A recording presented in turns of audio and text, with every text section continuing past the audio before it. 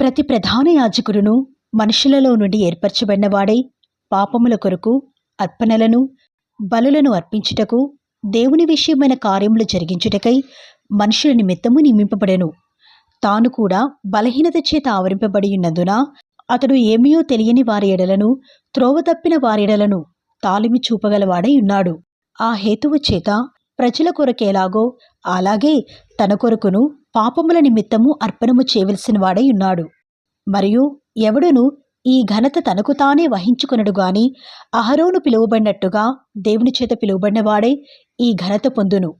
అటువలే క్రీస్తు కూడా ప్రధాన యాజకుడగుటకు తన్ను తానే మహిమపరచుకొనలేదు గాని, నీవు నా కుమారుడవు, నేను నేడు నిన్ను కనియున్నాను అని ఆయనతో చెప్పినవాడే ఆయనను మహిమపరచెను. ఆ ప్రకారమే నీవు మెల్కీసెదెకు యొక్క క్రమము చొప్పున నిరంతరము యాజకుడివై ఉన్నావు అని మరి ఒక చోట చెప్పుచున్నాడు. శరీరధారి అయ్యున్న దినములలో మహారోదనముతోనూ కన్నీళ్లతోనూ తన్ను మరణము నుండి రక్షింపగలవానికి ప్రార్థనలను యాచనలను సమర్పించి భయభక్తులు కలిగియున్నందున ఆయన అంగీకరింపబడెను. ఆయన కుమారుడైయుండియు తాను పొందిన శ్రమల వలన విధేయతను నేర్చుకునెను. మరియు ఆయన సంపూర్ణ సిద్ధి పొందినవాడై మెల్కీసెదెకు యొక్క క్రమములో చేరిన ప్రధాన యాజకుడని దేవుని చేత పిలువబడి తనకు విధేయులైన వారికందరికీ నిత్యరక్షణకు కారకుడాయెను. ఇందును గూర్చి మేము చెప్పవలసిన అనేక సంగతులున్నవి గాని మీరు వినుటకు మందులైనందున వాటిని విశదపరచుట కష్టము. కాలమును బట్టి చూచితే మీరు బోధకులుగా ఉండవలసిన వారై ఉండగా దేవోక్తులలో మొదటి మూలపాఠములను ఒకడు మీకు మరలా బోధింపవలసి వచ్చెను. మీరు పాలు త్రాగవలసిన వారే గాని బలమైన ఆహారము తినగలవారు కారు. మరియు పాలు తాగు ప్రతివాడును శిశువే గనుక నీతివాక్య విషయంలో అనుభవం లేనివాడై ఉన్నాడు.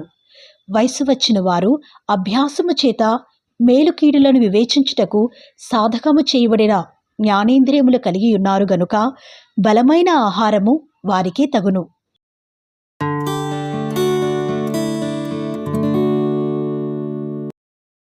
కాబట్టి నిర్జీవ క్రియలను విడిచి మారుమనస్సు పొందుటయు దేవుని యందలి విశ్వాసమును బాప్తిస్మములను గుర్చిన బోధయు హస్త నిక్షేపణమును మృతుల పునరుద్ధానమును నిత్యమైన తీర్పును అను పునాది మరలా వేయక క్రీస్తును గుర్చిన మూలోపదేశము మాని సంపూర్ణుల మగుటకు సాగిపోదము. దేవుడు సెలవిచ్చిన ఎడల మనం అలాగు చేయదము. ఒకసారి వెలిగింపబడి పరలోక సంబంధమైన వరమును రుచిచూచి పరిశుద్ధాత్మలో పాలివారై దేవుని దివ్య వాక్యమును రాబోవు యుగ సంబంధమైన శక్తుల ప్రభావమును అనుభవించిన తరువాత తప్పిపోయిన వారు తమ విషయంలో దేవుని కుమారుని మరలా సిలువ వేయచ్చు బాహాటముగా ఆయనను అవమానపరచుచున్నారు గనుక మారు మనస్సు పొందునట్లు అట్టివారిని మరలా నూతనపరచుట అసాధ్యము. ఎట్లనగా భూమి తన మీద తరచుగా కురియు వర్షమును త్రాగి ఎవరి కొరకు వ్యవసాయము చేయబడును వారికి అనుకూలమైన పైరులను ఫలించుచు దేవుని ఆశీర్వచనము పొందును. అయితే ముండ్ల తుప్పలను గచ్చతీగలను దానిమీద పెరిగిన ఎడల అది పనికిరాదని విసర్జింపబడి శాపము పొందదగినదగును, తుదకది కాల్చివేయబడును. అయితే ప్రియులారా, మేమిలాగు చెప్పుచున్నను, మీరింతకంటే మంచిదియు రక్షణకరమైనదియునైనా స్థితిలోనే ఉన్నారని రూఢిగా నమ్ముచున్నాము. మీరు చేసిన కార్యమును మీరు పరిశుద్ధులకు ఉపచారము చేసి ఇంకను ఉపచారము చేయుచుండుట చేత తన నామమును బట్టి చూపిన ప్రేమను మరచుటకు దేవుడు అన్యాయస్తుడు కాడు. మీరు మందులు కాక విశ్వాసము చేతను ఓర్పు చేతను వాగ్దానములను స్వతంత్రించుకుని వారిని పోలి నడుచుకున్నట్లుగా మీలో ప్రతివాడును మీ నిరీక్షణ పరిపూర్ణమగు నిమిత్తము మీరిది వరకు కనపరచిన ఆసక్తిని తుదమట్టుకు కనపరచవలనని అపేక్షించుచున్నాము. దేవుడు అబ్రహామునకు వాగ్దానము చేసినప్పుడు తనకంటే ఏ గొప్పవాని తోడు అని ప్రమాణము చేయలేకపోయెను గనుక తన తోడు అని ప్రమాణము చేసి, నిశ్చయముగా నేను నిన్ను ఆశీర్వదింతును, నిశ్చయముగా నిన్ను విస్తరింపచేతును అని చెప్పెను. ఆ మాట నమ్మి అతడు ఓర్పుతో సహించి ఆ వాగ్దాన ఫలము పొందెను. మనుషులు తమకంటే గొప్పవాని తోడు అని ప్రమాణము చేతురు. వారి ప్రతి వివాదములోనూ వివాదాంశమును పరిష్కారము చేయనది ప్రమాణమే. ఈ విధముగా దేవుడు తన సంకల్పము నిశ్చలమైనదని ఆ వాగ్దానమునకు వారసులైన వారికి మరి నిశ్చయముగా కనపరచవలనని ఉద్దేశించిన వాడై తాను అబద్ధమాడజాలని నిశ్చలమైన 2 సంగతులను బట్టి మన ఎదుట ఉంచబడిన నిరీక్షణను చేపట్టుటకు శరణాగతులమైన మనకు బలమైన ధైర్యము కలుగునట్లు ప్రమాణము చేసి వాగ్దానమును దృఢపరచెను.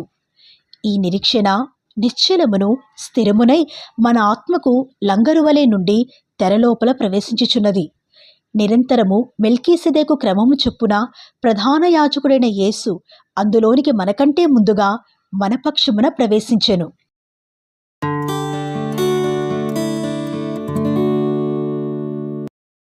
రాజులను సంహారము చేసి తిరిగి వచ్చుచున్న అబ్రాహామును ఎవడు కలుసుకొని అతనిని ఆశీర్వదించెనో, ఎవనికి అబ్రాహాము అన్నిటిలో 10వ వంతు ఇచ్చెనో, ఆ షాలేము రాజును మహోన్నతుడగు దేవుని యాజకుడునైన మెల్కీసెదెకు నిరంతరము యాజకుడుగా ఉన్నాడు. అతని పేరుకు మొదట నీతికి రాజనియు తరువాత సమాధానపు రాజనియు అర్థమిచ్చినట్టి షాలేము రాజని అర్థము. అతడు తండ్రి లేనివాడును తల్లి లేనివాడును వంశావళి లేనివాడును జీవితకాలమునకు ఆది అయినను జీవమునకు అంతమైనను లేనివాడునయుండి దేవుని కుమారుని పోలియున్నాడు. ఇతడెంత ఘనుడో చూడుడి. మూలపురుషుడైన అబ్రహాము అతనికి కొల్లగొన్న శ్రేష్టమైన వస్తువులలో 10వ వంతు ఇచ్చెను. మరియు లేవి కుమారులలో నుండి యాజకత్వము పొందువారు తమ సహోదరులు అబ్రహాము గర్భవాసము నుండి పుట్టినను ధర్మశాస్త్రము చొప్పున వారి యొద్ద అనగా ప్రజల యొద్ద 10వ వంతును పుచ్చుకొనుటకు ఆజ్ఞను పొందియున్నారు గాని వారితో సంబంధించిన వంశావళి లేనివాడైన మెల్కీషెదెకు అబ్రహామునొద్ద 10వ వంతు పుచ్చుకొని వాగ్దానములను పొందిన వానిని ఆశీర్వదించెను. తక్కువవాడు ఎక్కువ వాని చేత ఆశీర్వదింపబడిన మాట కేవలము నిరాక్షేపమై ఉన్నది. మరియు లేవీ క్రమము చూడగా చావునకు లోనైన వారు 10వ వంతులను పుచ్చుకొనుచున్నారు. అయితే ఈ క్రమము చూడగా జీవించుచున్నాడని సాక్ష్యము పొందినవాడు పుచ్చుకొనుచున్నాడు. అంతేకాక ఒక విధమున చెప్పిన ఎడల 10వ వంతులను పుచ్చుకుని లేవీయులు అబ్రహాము ద్వారా దశమాంసములను ఇచ్చెను. ఎలాగనగా మెల్కీసెదెకు అతని పితరుని కలుసుకున్నప్పుడు లేవి తన పితరుని గర్భములో ఉండెను. ఆ లేవీయులు యాజకులై ఉండగా ప్రజలకు ధర్మశాస్త్రం ఇయ్యబడిన గనుక ఆ యాజకుల వలన సంపూర్ణ సిద్ధి కలిగిన ఎడల అహరోను క్రమములో చేరిన వాడని చెప్పబడక మెల్కీసెదెకు క్రమము చొప్పున వేరొక యాజకుడు రావలసిన అవసరమేమి? ఇదియుగాక యాజకులు మార్చబడిన ఎడల అవశ్యముగా యాజక ధర్మము సహా మార్చబడెను. ఎవని గూర్చి ఈ సంగతులు చెప్పబడెనో ఆయన వేరొక గోత్రములో పుట్టెను. ఆ గోత్రములో లేని వాడెవడును బలిపీఠమునొద్ద పరిచర్య చేయలేదు. మన ప్రభువు యూదా సంతానమందు జన్మించిననుట స్పష్టమే. ఆ గోత్ర విషయంలో యాజకులను గూర్చి మోషే ఏమీయూ చెప్పలేదు. మరియు శరీరానుసారముగా నెరవేర్చబడు ఆజ్ఞగల ధర్మశాస్త్రమును బట్టి కాక నాశనము లేని జీవమునకున్న శక్తిని బట్టి నియమింపబడి మెల్కీసెదెకును పోలిన వాడైన వేరొక యాజకుడు వచ్చియున్నాడు. కావున మేము చెప్పిన సంగతి మరింత విశదమై ఉన్నది. ఏలయనగా నీవు నిరంతరము మెల్కీసెదెకు క్రమము చొప్పున యాజకుడివై ఉన్నావు అని ఆయన విషయమై సాక్ష్యము చెప్పబడెను. ఆ ధర్మశాస్త్రము దేనికిని సంపూర్ణ సిద్ధి కలుగజేయలేదు కనుక ముందీయబడిన ఆజ్ఞ బలహీనమైనందునను నిష్ప్రయోజనమైనందునను అది నివారణ చేయబడి ఉన్నది. అంతకంటే శ్రేష్టమైన నిరీక్షణ దాని వెంట ప్రవేశపెట్టబడెను. దీని ద్వారా దేవుని యొద్దకు మనము చేరుచున్నాము. మరియు ప్రమాణము లేకుండా యేసు యాజకుడు కాలేదు గనుక ఆయన మరి శ్రేష్టమైన నిబంధనకు పూట కాపాయెను. వారైతే ప్రమాణము లేకుండా యాజకులగుదురు గాని ఈయన నీవు నిరంతరము యాజకుడివై ఉన్నావని ప్రభువు ప్రమాణము చేసెను, ఆయన పశ్చాత్తాపపడడు అని ఈయనతో చెప్పిన వాని వలన ప్రమాణపూర్వకముగా యాజకుడాయెను. మరియు ఆ యాజకులు మరణము పొందుట చేత ఎల్లప్పుడూ ఉండ సాధ్యము కానందున అనేకులైరి గాని ఈయన నిరంతరము ఉన్నవాడు గనుక మార్పులేని యాజకత్వము కలిగినవాడాయెను. ఈయన తన ద్వారా దేవుని యొద్దకు వచ్చువారి పక్షమున విజ్ఞాపనము చేయుటకు నిరంతరము జీవించుచున్నాడు గనుక వారిని సంపూర్ణముగా రక్షించుటకు శక్తిమంతుడై ఉన్నాడు. పవిత్రుడును నిర్దోషియు నిష్కల్మషుడును పాపులలో చేరక ప్రత్యేకముగా ఉన్నవాడును ఆకాశమండలము కంటే మిక్కిలి హెచ్చైన వాడునైనా ఇట్టి ప్రధాన యాజకుడు మనకు సరిపోయినవాడు.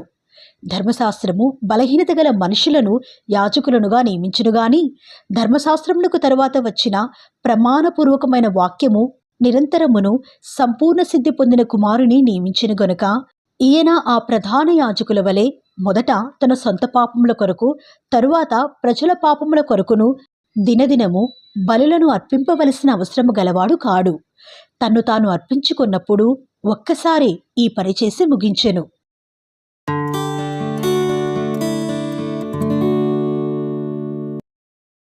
మేము వివరించుచున్న సంగతులలోని సారాంశమేదనగా, మనకు అట్టి ప్రధాన యాజకుడు ఒకడున్నాడు. ఆయన పరిశుద్ధాలయమునకు అనగా మనుష్యుడు కాక ప్రభువే స్థాపించిన నిజమైన గుడారమునకు పరిచారకుడయుండి, పరలోకమందు మహామహుని సింహాసనమునకు కుడిపార్శ్వమున ఆసీనుడాయెను. ప్రతి ప్రధాన యాజకుడు అర్పణలను బలులను అర్పించుటకు నియమింపబడును. అందుచేత అర్పించుటకు ఈయనకు ఏమైనా ఉండుట అవశ్యము. ధర్మశాస్త్ర ప్రకారము అర్పణలు అర్పించువారున్నారు గనుక ఈయన భూమి మీద ఉన్న ఎడల యాజకుడై ఉండడు. మోషే గుడారము అమర్చబోయినప్పుడు, కొండ మీద నీకు చూపబడిన మాదిరి చొప్పున సమస్తమును చేటుకు జాగ్రత్త పడుము అని దేవుని చేత హెచ్చరింపబడిన ప్రకారము ఈ యాజకులు పరలోక సంబంధమగు వస్తువుల ఛాయారూపకమైన గుడారమునందు సేవ చేయుదురు. ఈయన అయితే ఇప్పుడు మరి ఎక్కువైన వాగ్దానములను బట్టి నియమింపబడిన మరి ఎక్కువైన నిబంధనకు మధ్యవర్తి అయి ఉన్నాడు గనుక మరి శ్రేష్టమైన సేవకత్వము పొంది ఉన్నాడు. ఏలయనగా ఆ మొదటి నిబంధన లోపము లేనిదైతే రెండవ దానికి అవకాశం ఉండనేరదు. అయితే ఆయన అపేక్షించి వారితో ఇలాగు చెప్పుచున్నాడు. ప్రభువు ఇట్లనెను, ఇదిగో ఒక కాలము వచ్చుచున్నది, అప్పటిలో ఇశ్రాయేలు ఇంటి వారితోనూ యూదా ఇంటి వారితోనూ నేను క్రొత్త నిబంధన చేయుదును. అది నేను ఐగుప్తు దేశములో నుండి వీరి పితరులను వెలుపలికి రప్పించుటకై వారిని చెయ్యి పట్టుకున్న దినమున వారితో నేను చేసిన నిబంధన వంటిది కాదు. ఏమనగా వారు నా నిబంధనలో నిలువలేదు గనుక నేను వారిని అలక్ష్యము చేసి తినని ప్రభువు చెప్పుచున్నాడు. ఆ దినములైన తరువాత ఇశ్రాయేలు ఇంటి వారితో నేను చేయబోవు నిబంధన ఏదనగా, వారి మనస్సులో నా ధర్మవిధులను ఉంచుదను, వారి హృదయముల మీద వాటిని వ్రాయుదును. నేను వారికి దేవుడనై ఇందును, వారు నాకు ప్రజలయిందురు. వారిలో ఎవడును ప్రభువును తెలుసుకునుడని తన పట్టణస్థునికైనను తన సహోదరునికైనను ఉపదేశము చెయ్యడు. వారిలో చిన్నలు మొదలుకొని పెద్దల వరకు అందరూ నన్ను తెలుసుకుందురు. నేను వారి దోషముల విషయమై దయగలిగి వారి పాపములను ఇక ఎన్నడను జ్ఞాపకము చేసుకునని ప్రభువు సెలవిచ్చుచున్నాడు. ఆయన క్రొత్త నిబంధన అని చెప్పుట చేత మొదటిది పాతదిగా చేసియున్నాడు. ఏది పాతగిలి ఉడిగిపోవునో అది అదృశ్యముగుటకు సిద్ధముగా ఉన్నది.